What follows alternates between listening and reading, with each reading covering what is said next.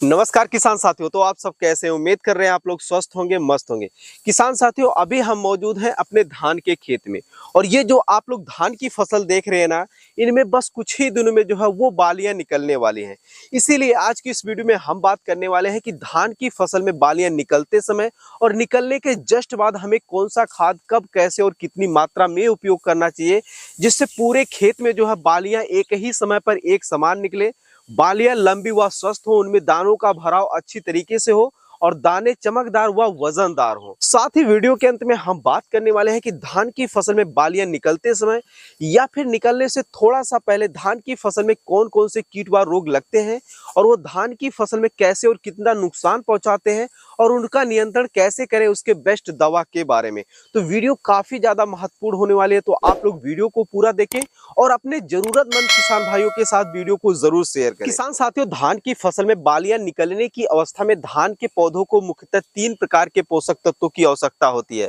पहला फास्फोरस, दूसरा पोटेशियम, तीसरा बोरोन। तो अगर आप भी चाहते हैं कि आपकी धान की फसल में एक ही समय पर एक समान बालियां निकले, बालियां स्वस्थ व लंबी हो, तो आप लोगों को अपनी धान की फसल में बालियां निकलने से थोड़ा सा पहले या फिर आप लोगों की धान की फसल में जब 10 से 20% तक जो है बालियां निकल कर बाहर आ जाए, उस दौरान आप लोगों को NPK 05234 के साथ साथ बोरोन का स्प्रे करना है। प्रति एकड़ डोज की बात करें तो आप लोगों को NPK 05234 जो है 1 एकड़ के लिए 1 kg लेना है और वही बोरोन जो है 1 एकड़ के लिए जो है 100 ग्राम लेना है। दोनों को आपस में घोल बनाकर अगर आप लोग अपनी फसलों में जो है स्प्रे कर देते हैं तो बालियां बहुत ही जल्दी और एक समान पूरे खेत में निकल आएंगी। इनमें बालियां जो है स्वस्थ होंगी, लंबी होंगी, उनमें दानों का भराव अच्छी तरीके से देखने को मिलेगा। इसके अलावा किसान साथियों, अगर आप लोग चाहते हैं कि आपकी धान की फसल में बालियां स्वस्थ व लंबी हो, उनमें दाने वजनदार व चमकदार हो, तो इसके लिए आप लोगों को अपनी धान की फसल में जब बालियां पूर्ण रूप से बाहर निकल आए, उस दौरान आप लोगों को NPK 0050 जो है प्रति एकड़ 1 kg 150 लीटर से लेकर 200 लीटर पानी में घोल बनाकर अगर आप लोग अपनी फसलों में स्प्रे कर देते हैं तो दाने जो है वो चमकदार व वजनदार होंगे, जिससे आप लोगों को अपने धान की फसल का मार्केट भाव बहुत ही अच्छा देखने को मिलेगा। तो किसान साथियों, ये थी ऐसी धान की फसल में बालियां निकलते समय कुछ महत्वपूर्ण खादें,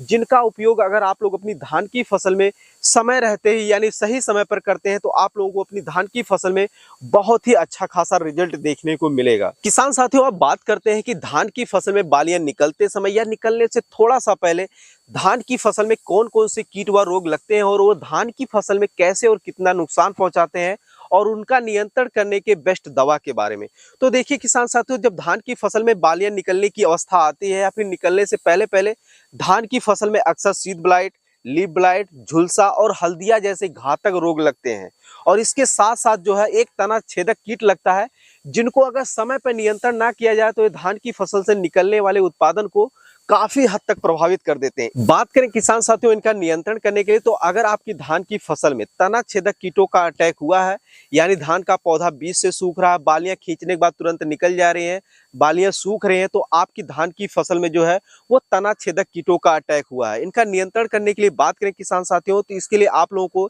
FMC कंपनी का कोराजेल लेना है। प्रति एकड़ की दर से जो है 80 ml और 150 लीटर से लेकर 200 लीटर पानी में घोल बनाकर आप लोगों को अपनी फसलों में जो है स्प्रे कर देना है। इससे आप लोगों को अपनी धान की फसल में बहुत ही अच्छा रिजल्ट देखने को मिलेगा। इसके अलावा भी किसान साथियों, मार्केट में बहुत सारे ऐसे इंसेक्टिसाइड है जिनका धान की फसल में तना छेदक समस्या आने के बाद उपयोग कर सकते हैं, लेकिन मेरे हिसाब से कोराजेन बेस्ट है, इसीलिए मैं आप लोगों को इसका सुझाव दे रहा हूं। इसके अलावा किसान साथियों, अगर आपकी धान की फसल में कुछ इस तरीके के रोग आ रहे हैं, जैसे हो गया लीफ ब्लास्ट, हो गया सीड ब्लास्ट, हो गया झुलसा और हल्दिया जैसे घातक रोग का अटैक हो रहा है या फिर हो गया है, तो आप लोगों को अपनी धान की फसल में बिना कुछ ट्राई किए, बिना कुछ देरी किए आप लोगों को अपनी धान की फसल में जो है बायर कंपनी का नटीवो फंगिसाइड का स्प्रे करना है। क्योंकि अगर आप लोग देरी करते हैं और इन रोगों का अटैक अगर आप लोगों की धान की फसल में एक बार पूर्ण रूप से हो गया, तो आपकी धान की फसल से निकलने वाला जो उत्पादन है वो काफी ज्यादा प्रभावित देखने को मिलेगा। तो इसीलिए आप लोग बिना कुछ देरी किए आप लोगों को अपनी धान की फसल में